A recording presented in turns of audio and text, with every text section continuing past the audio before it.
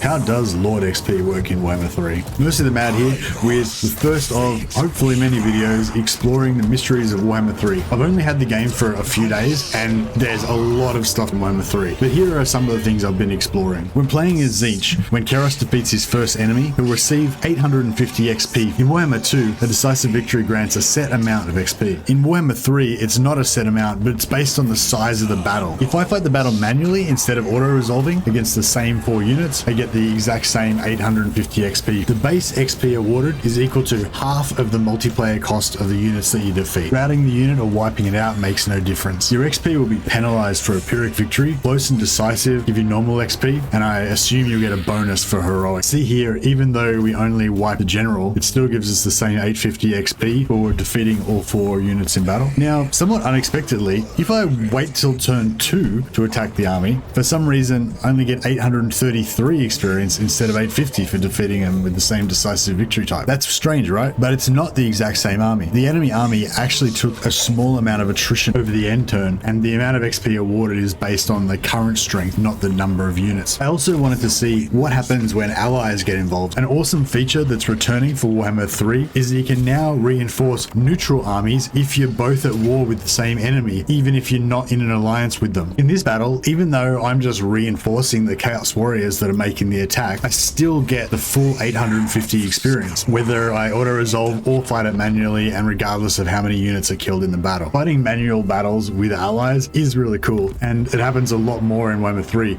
because of this new rule allowing neutral armies to reinforce. It seems like the AI knows where my army's coming on and is moving to link up with them before engaging the enemy, but then they seem to change their mind and just attack anyway. This neutral reinforcing allows you to hijack XP from battles between the AI factions. If you can just park your army near where they're about to have a fight, basically they'll duke it out, you'll get the full XP as if you had fought the battle by yourself. Because the Cathayan faction actually went first before the Chaos Warriors in the end turn, it counts as a new turn for them, so they won't be automatically destroyed on the first retreat, but that also means they don't get an opportunity to replace their lord before my turn. If Keros now attacks this remnant army, he gets 117 experience, and this reinforcing lord gets half of that, rounded up to 59. Keros doesn't share his XP, just any reinforcing lords get 50% of whatever is awarded to the main lord. When Zhao Ming attacks this settlement with 3 lords reinforcing, he's awarded with 1850 XP, and each of the other lords gets half that, as well as a crap load of items and followers because you have 4 lords instead of 1 rolling for item drops. Except Zhao Ming didn't receive 1850 XP like it said on the battle resolution screen. He actually received 2050 XP. Seems like you get more XP, in this case 200 extra for occupying the settlement, but you get less for sacking it. Here Zhao Ming sacks a different settlement. The victory screen says he'll receive 1475 XP, but after the battle he only receives 1425. Not sure why that is. If Zhao Ming stays and sacks the same settlement again the next turn, the garrison won't have had time to recover, so he's only going to get about half the value for those units. However, you'll get the full XP value for the new lord that spawned. In this case, that's a total of 703 XP. Back in Warhammer 2, you would have got 1000 XP for the same decisive victory. And if Eshin hadn't spawned a new lord here this turn, we would have got even less XP. Over 10 turns of testing, sacking the same settlement over and over, got about 400 to 900 XP each time. But when a hostile Cathayan army wandered